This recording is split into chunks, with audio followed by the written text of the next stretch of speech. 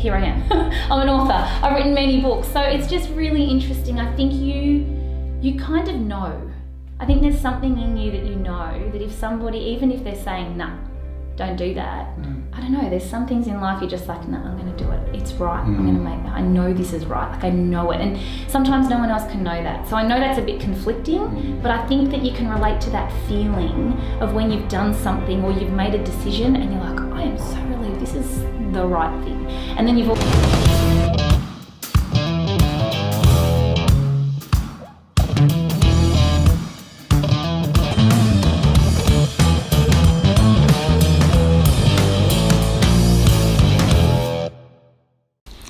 Welcome to this episode of the Marketing Your Practice podcast. Very excited because we just had an amazing chat with Nat Kringoudis. Nat is, she's a Chinese Med Practitioner. She's a best-selling author. She's got online programs. She's a mentor for health practitioners. You name it, she's done it in the field of going from one-to-one to one-to-many. And that's what I wanted to chat with Nat about. So if you're someone who wants to take your message outside of the four walls, you think you've got a message that people want to hear about it worldwide, or maybe just a wider community, then you're going to really want to listen to this episode. It was awesome, and just such a beautiful human being. Nat shares her experience of, what were the steps that she took that started to take her practice outside her four walls. She got some great thoughts about focusing on kind of target audiences as well, and some really simple models. We complicate this world of, trying to go one-to-many. So it's a hoot. She's great, and she shares really openly as well. So let's dive on in and listen to the amazing Nat. Enjoy. Well, Nat, a huge welcome to the Marketing Your Practice podcast. Thanks for joining us today. It's a busy time for you at the moment. It is busy, but thank you for having me. I'll make the time. I was very honoured to be asked. It's great. And you two were telling us beforehand, you've just released a book, which we'll talk about. Sure. And it's sold out already. It's sold out on Booktopia already, Yes. which is, obviously our leading sales distribution channel when it comes to books. So That's really exciting. And now everyone just needs to buy it in bookstores, and it can sell out there too. Right. Well, hopefully after today we can kind of help a little bit of that going on. Yeah, that would be awesome. We want to chat with you about how did all of this come about. So, you have an impact and a network of people that you're helping around the world, and so many of the practitioners that we're, that are listening today want to take the message from one-to-one to one-to-many. So how did you get here? A little bit of background story for people who don't know you. Yeah, sure. My background's Chinese medicine, so I studied, I went to uni for a really long time. I just kept going. I was like, if I stop, then it's done. Don't stop, keep going. So I've got several degrees, but my bread and butter is Chinese medicine. And I guess when I started practicing, it was, you just treated anyone and everything. No one had a specialist area. No one worked for anybody else. Yeah. That didn't happen 15 years ago, and really had to do the hard yards, I guess, as we all do in a different way, but it was just a different time. And I was inundated with women who needed help with their hormones, but I didn't really feel equipped to treat them based on what I'd learnt. And also the conditions I was seeing weren't anything like I'd learnt. And I think it's just modern day illnesses that we were seeing translate due to our busy lifestyles that weren't something that was scientifically yet proven to be a problem. Adrenal, involvement, or even just, estrogen dominance wasn't really a diagnosis as such, and still kind of isn't. But anyway, long story short is I resisted for a really long time treating these women, and then one day I was like, let's do this. And there wasn't really anyone doing that. So it grew really quickly just through word of mouth. I think this woman can fix your hormones. And I didn't really have any idea what I was doing. We were winging it. So, what it became was that I felt like, and I know we all do as practitioners, I felt like I was saying the same thing on repeat to every patient. And as you do that, it feels like the message gets watered down. By the time you get to your last patient for the day, you're thinking, oh gosh, they didn't really get a very good summary of that, because I feel like I've said this 17 times today. And that really motivated me, I guess, to start to, everything's been an experiment, truthfully, but started to do small workshops. Small workshops grew to big workshops grew to classes and books, and it's been a very organic process. And anything that hasn't been organic has never worked. So there's a lot of winging it. There really is. Yeah, God. But I guess that started with that fundamental of going, who is it that I want to give this message to? It wasn't even that. I didn't want to give it to the women because hormonal women are hormonal women. No one wants to do that. And you're like, oh my goodness, she's just, but then obviously you start to get to results and they come in and they say, my husband's like, I'm a new person. And you're like, oh, well, that's nice.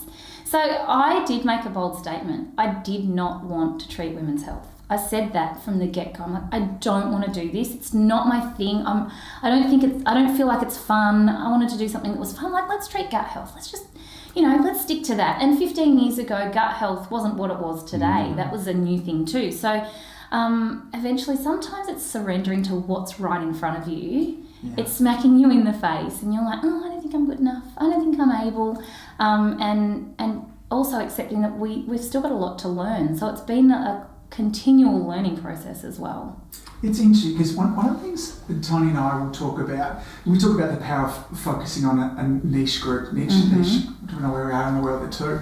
And we often say, listen, two things. Think about a group of people that you can help, that you have some skills to help too. But also think about a group of people that you really like to help, because you're going to fill your practice with these people. But you're an example of the opposite, because here was a group that you didn't, one, you certainly could help them, a bit unsure about where you're going there too. You didn't particularly want to help it. And then it's blossomed into this incredible career. I guess what you can think about there though is that, we have not done a great job as, I think, complementary practitioners of going after what we want to get. Yes. It's this philosophy that, I can't earn money. That wouldn't be okay.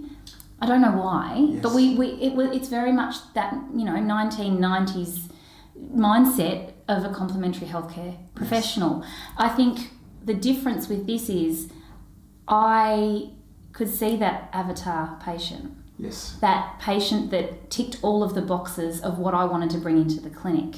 What I wasn't probably conscious of is the reason that they were coming, but everything else was being ticked. Corporate or professional could afford to be there, that was educated, that I could help further. All of that was there. Desperately seeking a solution. Correct. So there was, yeah. So I guess in that sense, that's maybe why I continue to bring in that same type of patient. And when I say I resisted, it still didn't feel wrong to actually step into that. I think there's a difference between stepping into something and going, oh my goodness, this is just so not my field, or stepping into it and going, this is scary, but it's also fun at the same time, and I'm up for the challenge. But still, it was still an experiment. What were some of the hurdles that you had along the way of going from, okay, I'm going to start to teach some group stuff and some bigger classes and bigger, what were some of the hurdles that you had to deal with along the way of all of that happening?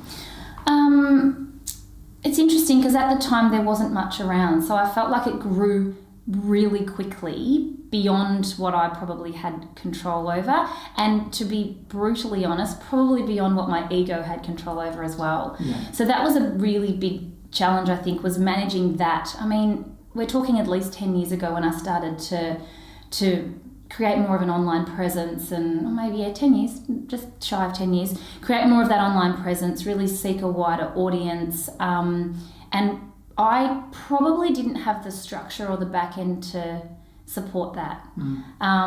Whereas now I know that, we kind of scaffold and we grow, we scaffold and we grow. That's sort of this, you can see the patterns that are forming. I didn't have any of that. And there were a core group of us that were kind of doing it together, and we were really riding that wave at the time. But I have to say truthfully, when I look back and I check in, I do think that there was a moment in time where my ego totally got out of control. And what do you do with that as well? I wasn't, and I'm still not, I've got 15 years experience under my belt, but there's practitioners out there with 40, 50, that are very wise. And that for me was, it was interesting when one day I was like, you actually really need to check in with this. What did that look like when your ego went out of control? Like, how did that show up? Probably saying no to things, thinking that I didn't need to do that I was beyond that, or whereas I think now I can see that I just want to be able to help as many people as possible now. That really is part of what's on board for me. I guess it comes also now, like, it's easy for me to say because I have a following. There are people there no matter what. So it's really hard to know, I think, but just constantly checking back in with that and having, also when there's not anyone else doing what you're doing, how do you have those conversations? How do you sit with someone? The entrepreneurial world is very lonely if you want it to be. And even now, I'll say things to either my parents or my partner, and they'll just look at me blankly, and I'll think, oh, you're not my person for this. Like, it's not your fault, but you just don't get it. So really creating people that I could do that with and bounce ideas off that totally got it, that fully knew that it's not my choice to necessarily having to work through the Christmas and New Year period, but I made a choice that has put me in a position where if I don't, and there's a book launching, for example, that's just not going to go as well as it could, and I can get my downtime later. That's fine. So, yeah, I think that has been the hardest part. It at times can feel really lonely until you actually get the right people to support you in that. So how did you go about choosing the right people? What were you looking for? Who were you looking for? And have you found them? So I have had several business coaches over the years, and I think looking back, I don't think they actually helped me in business. They helped me more personally, which is still one and the same, right? You are your business at the end of the day. And I did make some poor choices based on their advice, and that's not their fault. But when I reflected on that, one day I'd gotten rid of a business coach, and I hadn't had one for a couple of years.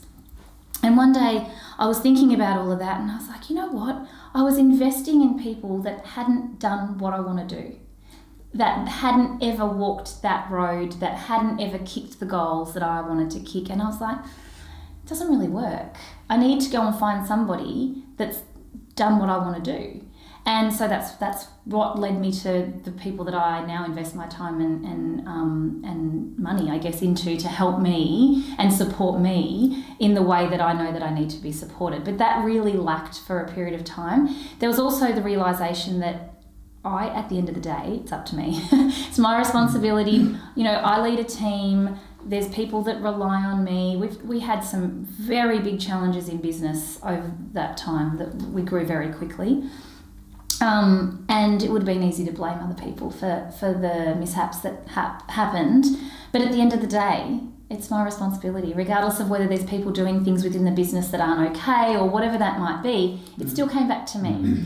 So I think that again, having to learn that and be okay with that and accept that we muck up and we make mistakes all the time, that led me to where I am today. And I can't say I've got it all figured out, but I feel like at least it's a lot easier now. And you just, as you grow, you get to be able to learn things, and then when they show up again, you're like, hang on, I've been here before. Trust my gut, I've been here before, that doesn't feel good, that feels good. So it's constantly learning, isn't it? It's constantly reassessing. And I think when I got comfy with that, one day I just had this epiphany. I was like, I felt like I had to keep on reassessing what I was doing. I had to kind of regroup again and then look at what we were doing. And I kept thinking, when am I not going to have to do that anymore? When am I going to actually get this right? Like, I felt like I was failing because I was doing that. And then I had this epiphany that, hang on a minute, that's actually what's making all of this work. And the reassessment is so necessary. And the minute you think that you've arrived, usually that's when the disaster's about to happen, because it's constant reassessment and readjustment to keep you moving in the right direction. I think that kind of struggle for a time when there's no struggle, it's a false world. It doesn't exist. I think it's interesting because when you said a couple of moments ago, we talked about this idea that so many of us as chiropractors, naturopaths, Chinese, we're little silos. We get into practice, we're by ourselves. When you think of traditional healthcare practices, there might be multiple doctors all in together, whether they be in private practice. But we do isolate ourselves, and we think we're the only ones that are having the problems. And it's not until we try and come together as a group and start to kind of share. We've got more access with things like podcasts that people are listening to now and all those kind of things too. Many of our listeners are experiencing some of the same challenges that you talked about. I'm having the same conversation over again and again. I got into this because I wanted to help people, and I know that I can help people now by going one to many. How would you suggest that someone starts that journey? They're wanting to build an online brand, they're wanting to build a presence that goes outside the four walls of the practice. Where do they start with that? Yeah, it's interesting because it's going to be different for everybody. And one of the things that I've done in the last 18 months is step into mentoring other practitioners because it's so fun. I find it so much fun. So I think in doing that, I've been able to recognise that, we're all at different phases and stages, and it definitely has to be this transition, this organic growth. You can't, I say to my mentees all the time, if you were to today go to having, 0 to 100,000 people on a list and 100,000 social media followers, what would you do with that? You would not know what to do with that. It needs to be this gentle, organic growth, for it to be authentic, for it to actually work. It needs to be you. So I think we often look at what are other people doing and go, oh, well, I want to do that, when you might be the worst social media marketer on the planet. So it's about looking at that. But I think really starting, what I get my mentees to do is get very clear on who they're talking to, very clear on what they find fun and what they love to do, because that generally steers you in the right direction. The stuff that you don't like to do, you're generally not good at it. That's why you don't like doing it. Yes. So what is it that you love doing, and let that sort of guide you. One thing I'm really big also on is being really clear on who you are in this space, and trying to at least give people their title and their niche, like you said. I think that is extremely important. You don't have to stick with that forever, but really being able to be very specific on what that is allows you to be really clear. And then what is it that we can bring in to start to grow that if you haven't got much of a presence already? Is it just your social media and a landing page? And do we just start with that and let that organically grow? Perhaps you have a website, perhaps you have a social media presence. It's looking at ways that we can continue to grow that. Do you need to have some online resources? Do you need to create a program? There's so many ways that we can do it, but it needs to be not effortless, but kind of a little bit easy. And when it's not, it's just not authentic. It doesn't work. And everything that we've done has definitely been, everything that's worked has definitely been that, totally, like I said before, a complete experiment. When we started, my PA said to me one day, oh gosh, you're teaching people one-on-one how to understand their menstrual cycles. If you took this to a workshop, we had the space at the clinic at the time, why don't we just put it into a workshop format, throw it up on a random Saturday and see how it goes? And we could seat 40 people, and it sold out in like one day. And I was like, oh, okay, well, there's a need for this. And we ended up doing that, I reckon at least 10 of the same workshops over 10 weeks, until one day someone said to me, why don't we just film this? And then it's online and it becomes this masterclass that you can just watch in your own time. And I'm like, okay, that's brilliant. So we did that, and then we sold more of that. And then I was like, okay, this formula works for me. I can put people in a room, I can film it, and then I can sell it. And then what else can we do? We can then build a community. We put all these people into a community, a Facebook community or a forum, then they start to solve each other's problems, and we start to reconnect and create this community. And I didn't know at the time that this model was going to be something that, we've replicated over and over and over again, but debunking ovulation, which is my first masterclass, is 6 years old. Right. It was organic. I didn't map any of that out. It just worked. And so then we replicated and we kept on doing that. And we have now 4 different masterclasses, all based on that same model.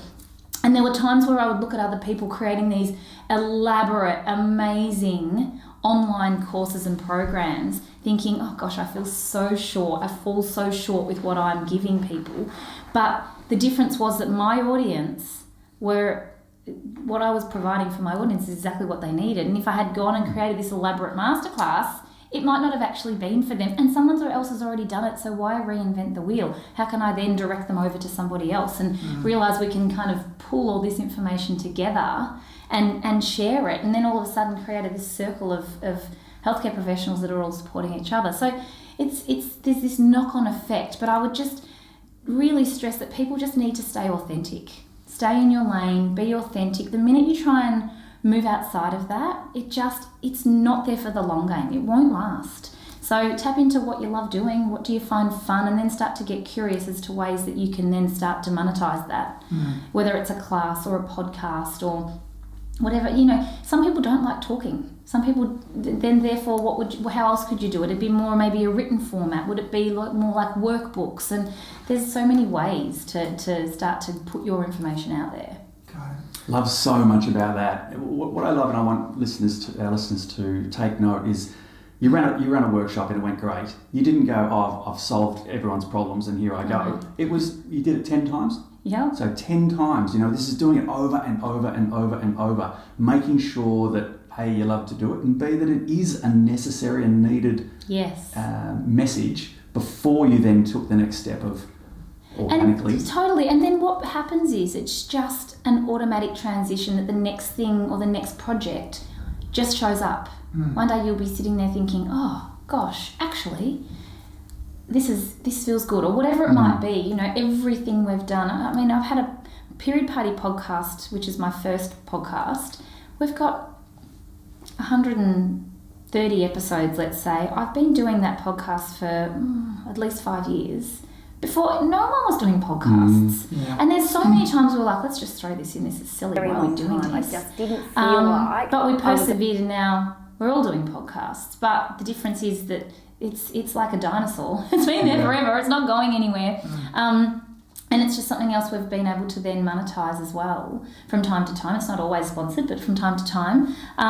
Again, just organic, threw it up there one day and, wanted to see where that led. And now we've got a phenomenal amount of downloads and we have a lot of fun doing it.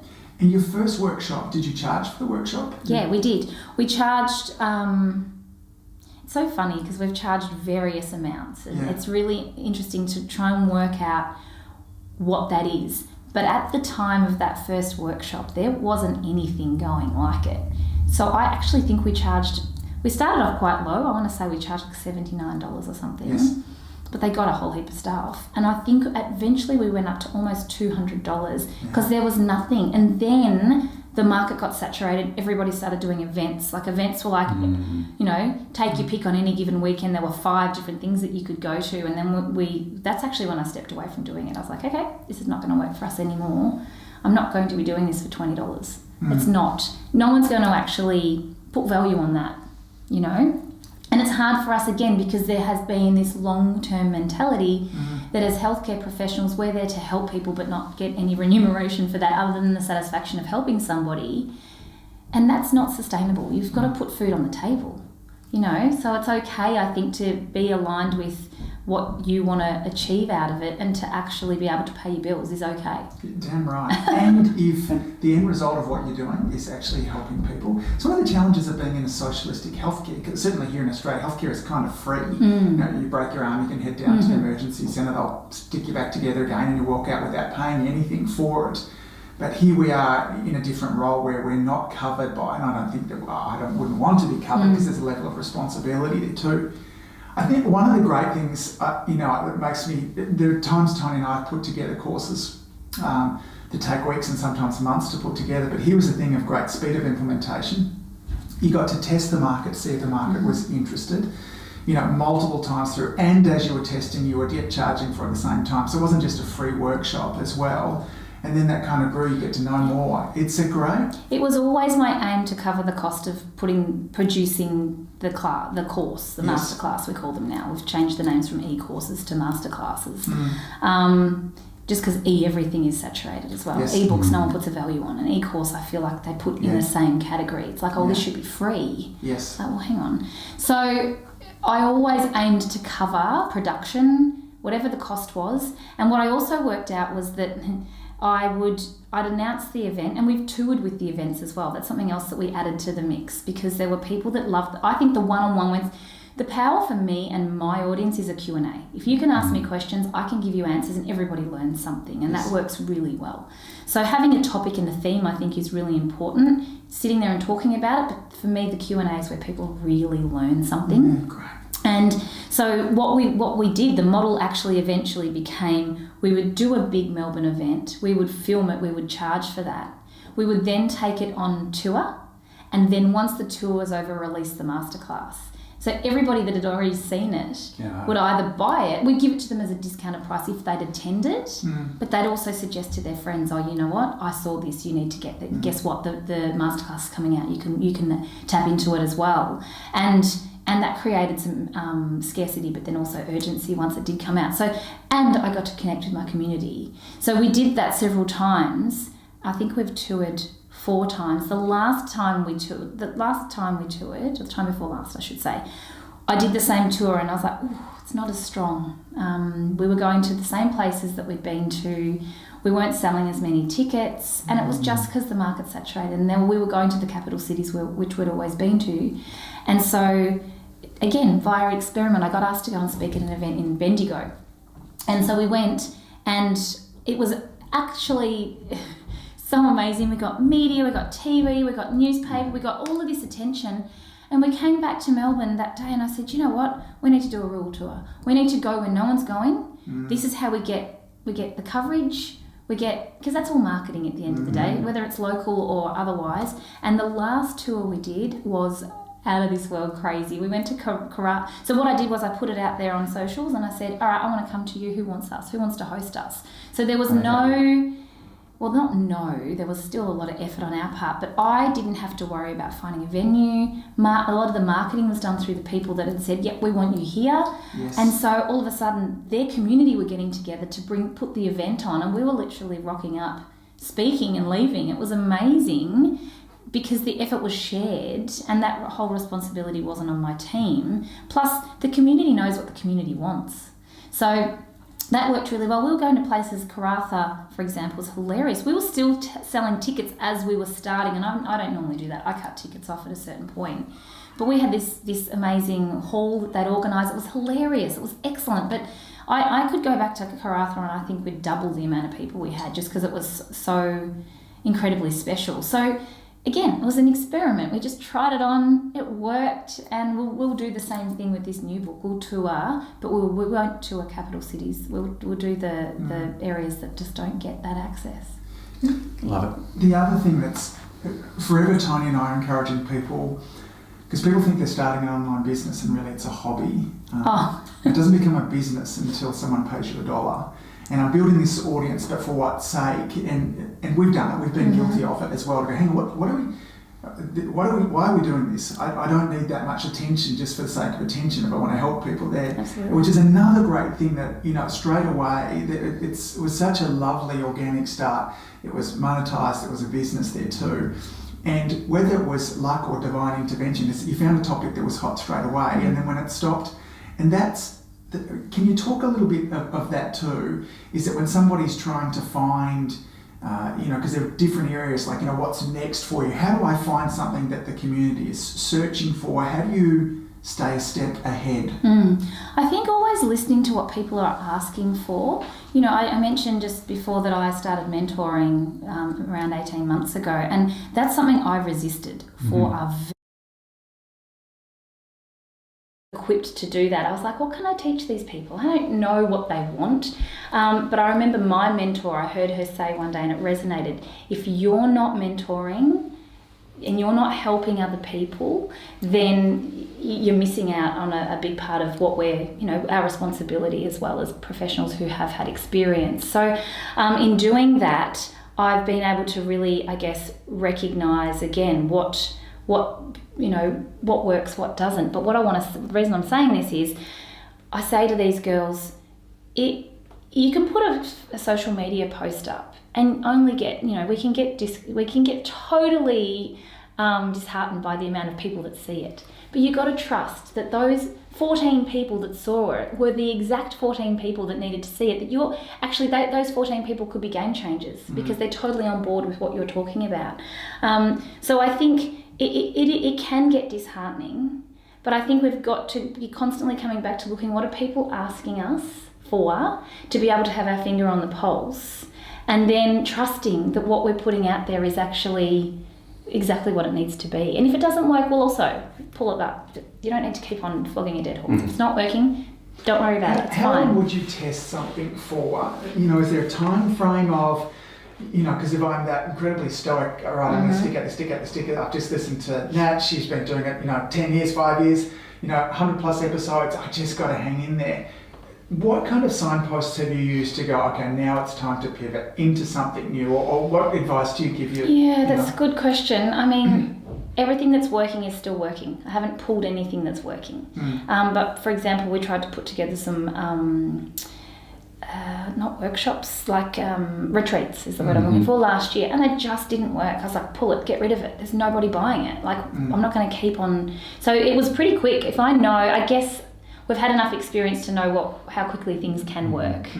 And I think that's part of it as well, is I guess it comes with doing it a few times to see. The problem is you can't know how it's going to work until you actually put it out there. And if it's not moving in the direction that is feeling good, then I think that's a good sign that you should probably, or get rid of it, or pull up on it, or look at a different way of repackaging whatever it is that you're doing. There's many ways to do something. But again, I think if it's authentic, and I think if you're putting your heart and soul into it, it tends to work much better than if you're copying somebody else's model. And that can be confronting to hear, because you're like, yeah, but I want to do what you're doing. Like, yeah, but it probably won't work for you. And I don't know why it worked for us, other than that it was mine and I put my heart and soul into it. So again, I think coming back to that authenticity, but if it doesn't feel good, that's a good time to pull out, I think. If you're still having fun and you're still enjoying what you're doing, then I think it is a hobby to begin with. And that's just, if we just see it as that, then that's great. And I think that it's a tricky one to be able to say, oh, you should stop at this time. Then you've had enough there. I don't know how to answer that, but I think... So much of you is feeling, like I hear you go, feel, and which is, I can't think of a time that, I have listened to my gut and it's steered me down the right, which the challenge with that too is you would think I would now listen to my gut every time, but it's that But it's so true, but if you've mucked up enough times when you haven't listened, it's almost like there is no other option but to listen now, Nat. Again, like I said, we all have massive challenges in business, and nobody sees those really, unless you're confiding in somebody. But I've been very honest. I've put it out there many times.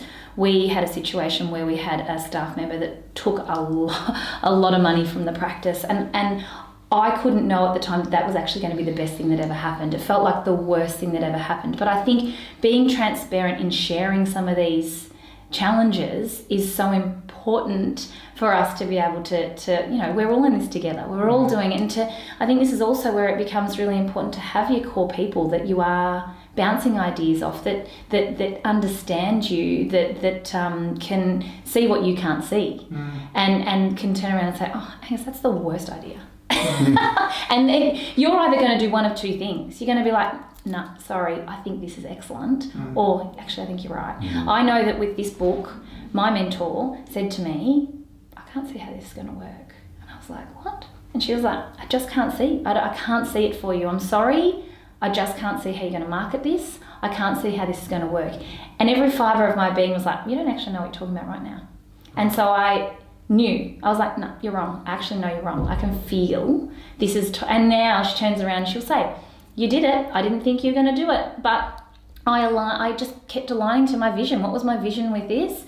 And it's happened to me many times in my life, but I tell a story of two standout times. In high school, I remember my English teacher saying to me, never become a writer because you are terrible at writing. And I remember thinking, you actually don't know what you're talking about. I read back through things I've written and think, oh, did I write that? That's awesome.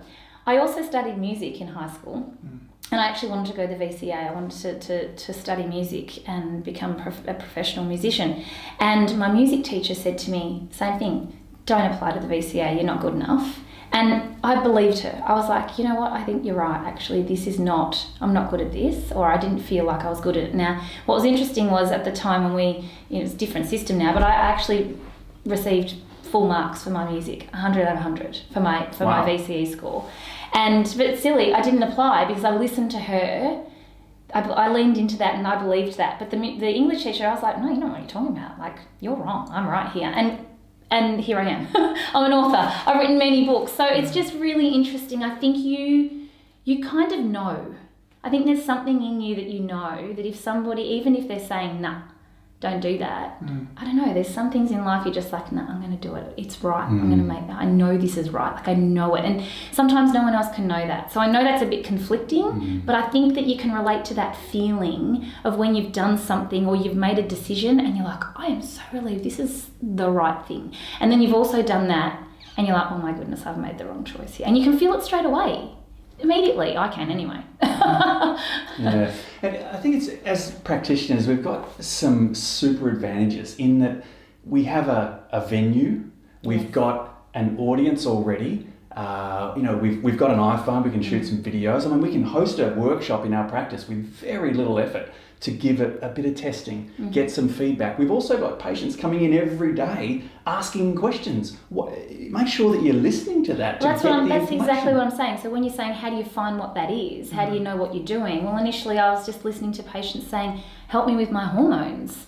And then we were listening to patients, then we drilled down on that. What were the specifics again? And the reason I keep bringing the mentoring up was because, again, that was something that I resisted, yet people kept asking for.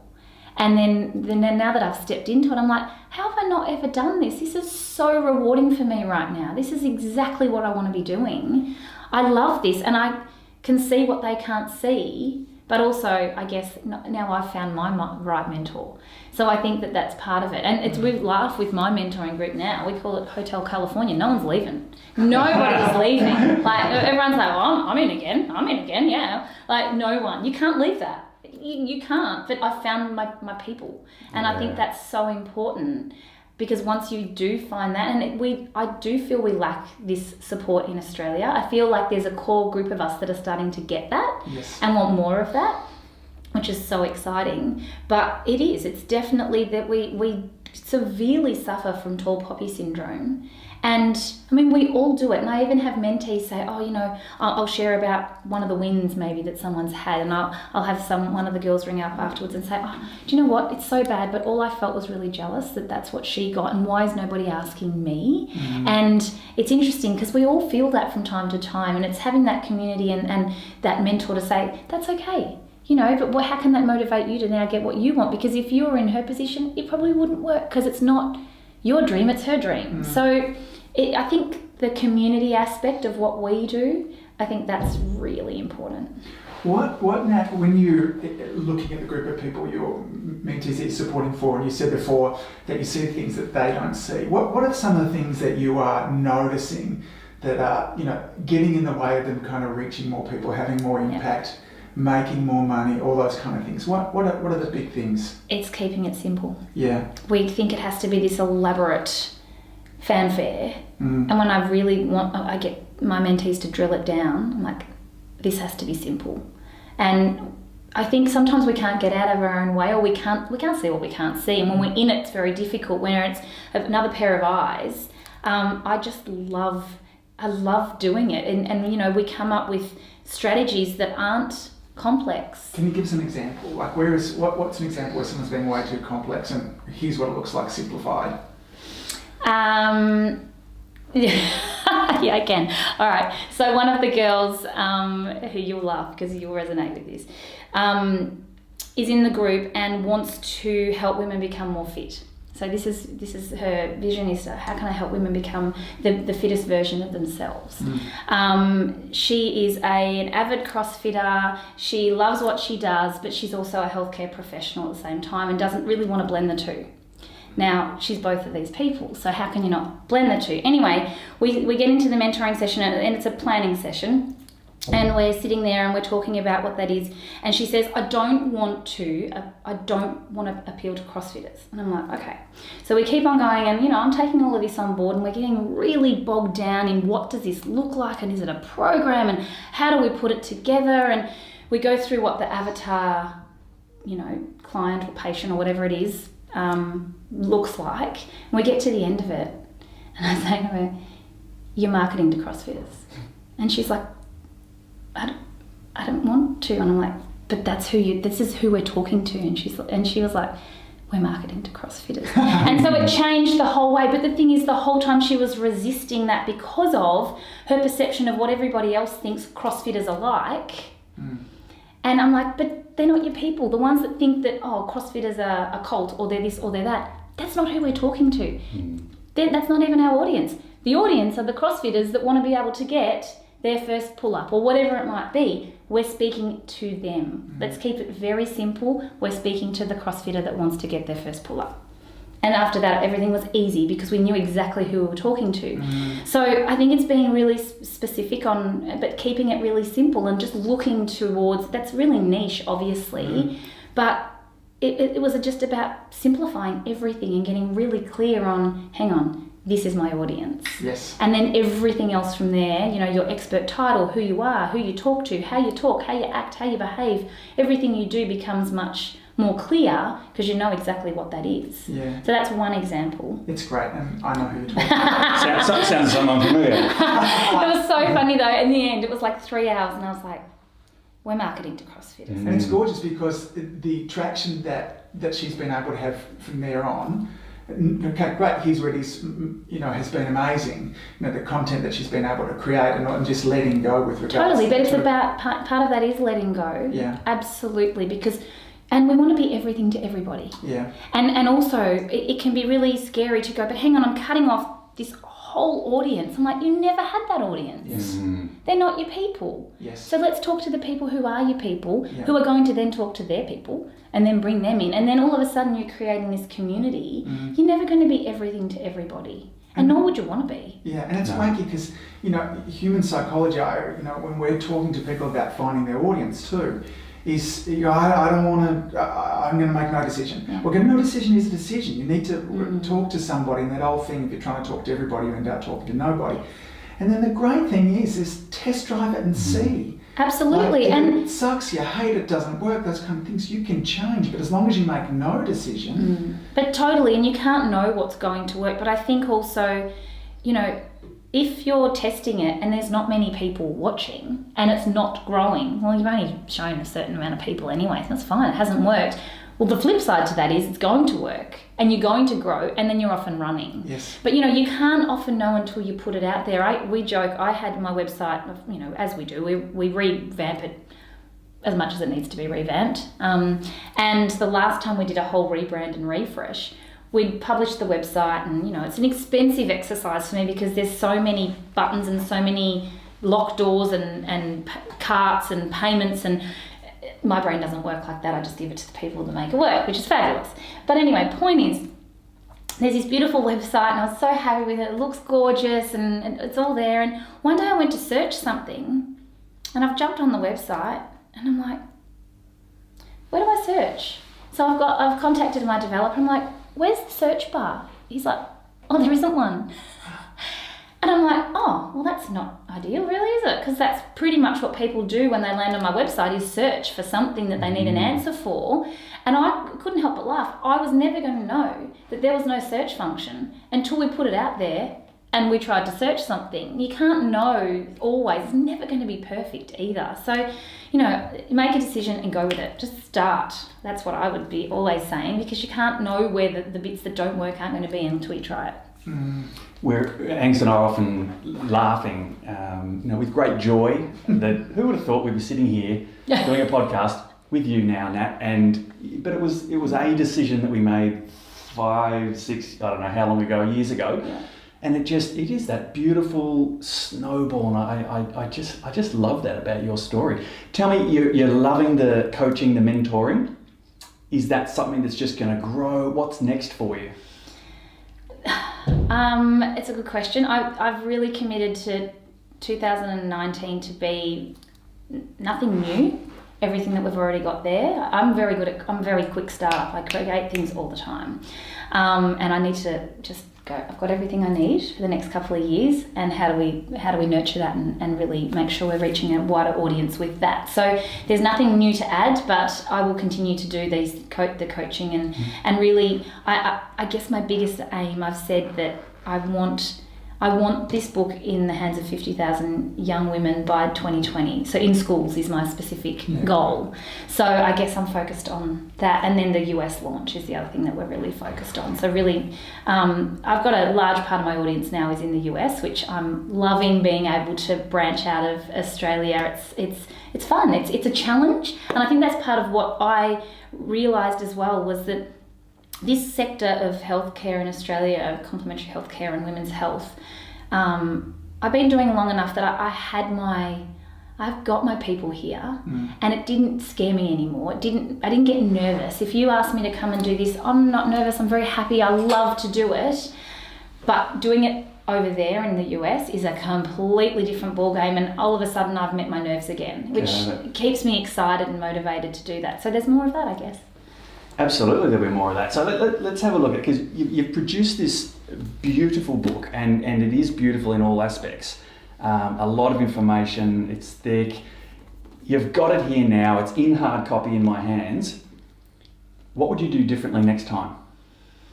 Oh my goodness, I would never sell my US rights. So this is my 4th book, and my last book I did very well with. We had an amazing contract. It was straight on the back of Sarah Wilson's big, and I had the same, we shared a PA for a while. So there was a point in time where I said to her, what you just did with Sarah, we're going to now do with me. Right. And I rode that wave. I'm very, very grateful for that. We did really well with that book, but when it turns sour, and that sometimes happens, and that wasn't ideal in terms of just the contract with the publisher. And anyway, so with this book, I did very much surrender and give it a lot of it over, and I did sell my international rights. In hindsight, I could never know where I was going to be today when I signed this deal. So, that's fine. But that's been a really big challenge, and we do things really backward in Australia, which makes it really hard. We're doing things very, I'm going in doors that I don't think have ever been opened before in trying to get this out and get around that. So, without going into too much detail, in hindsight, I would never sell my rights again. But at the time, I think that was probably the right decision. So we're just learning and winging it and really trying to get this, over there. Other than that... That'll be a lesson for book number 5. It will be a lesson for book number 5. Well, but I probably didn't realise I had that audience. Yeah. So, a book like this takes nearly 2 years to put together. 2 years ago, years ago, I didn't 25% of my audience now are in the US. I probably didn't have that at the time. So it made sense to sign my rights over to let someone else sell that for me. Because I made the choice to grow my US presence, now I've got the ability to actually, I could have sold it 100 times over myself, but I can't because I don't own it. So that's been a really big challenge, but we'll get there. I'm really confident we'll get there. Well on the way. Now, if our listeners are interested in finding out more about your mentee group and stuff like that, how would they go about that? Yeah, just email us. I don't put it out there. I snapshot advertise. Like, I'm like, right guys, this current intake, I just wanted 10. I'm like, I just want 10 of you. I put it out there on Insta story, and that's how we curated our 10. Yeah.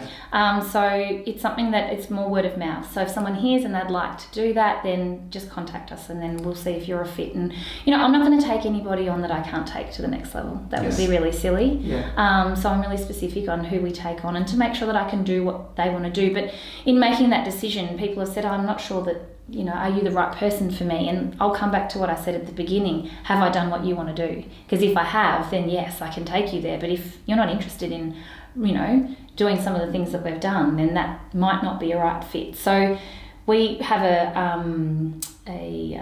form that we get people to fill in to make sure that it's a right fit.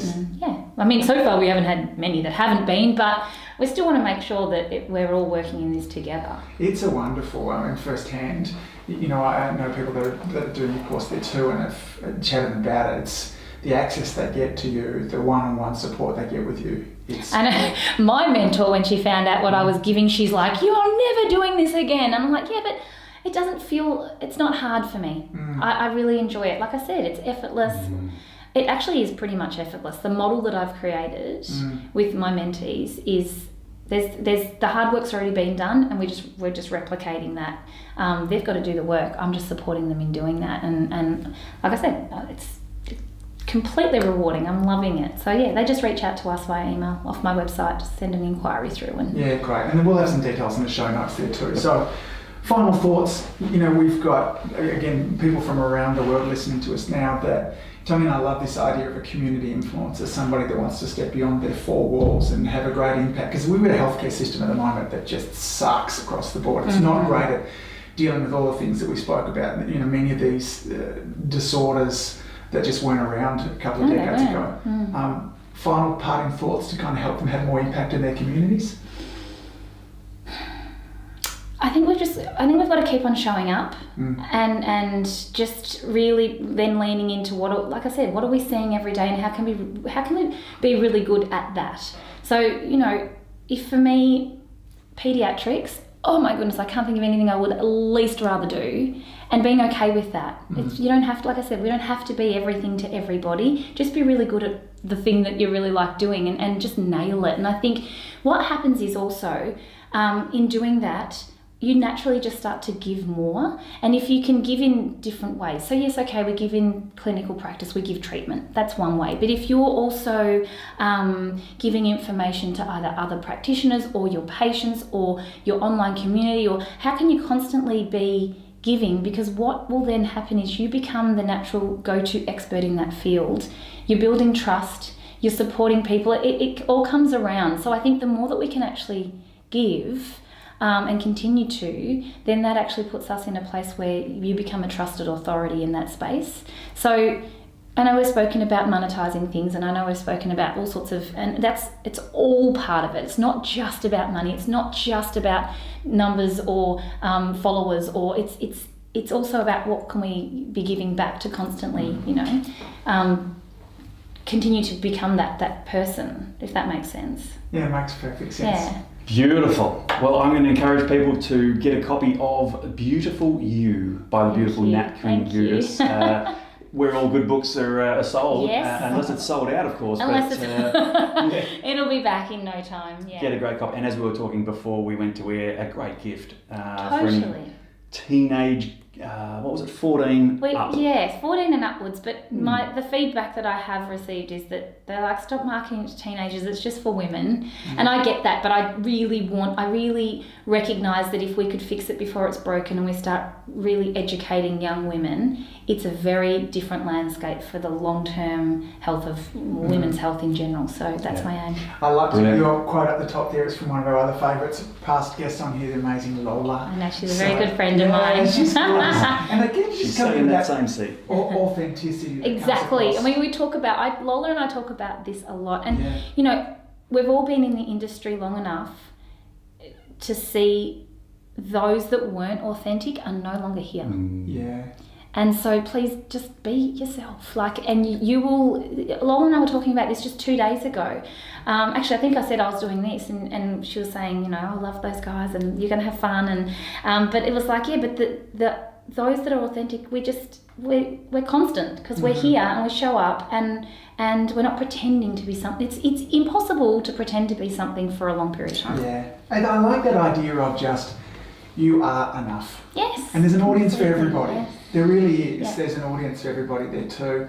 Now, it's been a great pleasure. Tony and I have been very excited about chatting with you too. And you're a rock star. Oh, in good company, in company with other rock stars. But thank you so much for having me. It's great. Been great. And safe travels with your journey over to the States too. Yeah. We hope you sell a gazillion books over there. Yeah. Knock it out of the park there too. And maybe we can get back together for a round two and find out what's coming on next as well. And I would certainly kind of encourage our audience to, if you're looking for somebody to, you know, if you've seen the results that Nat has and you're wanting some support with regards to that, as I said before, firsthand, I know of a couple of people who Nat is coaching, and it goes above and beyond. It's an extraordinary offer. So if you're wanting some help with that too, make sure you get to the show notes. We'll have some links of where you can get in contact with Nat and a team to kind of follow through that as well. So thank you. Thanks so much for sharing with us today, and we look forward to meeting up with you again soon. Yes. Great.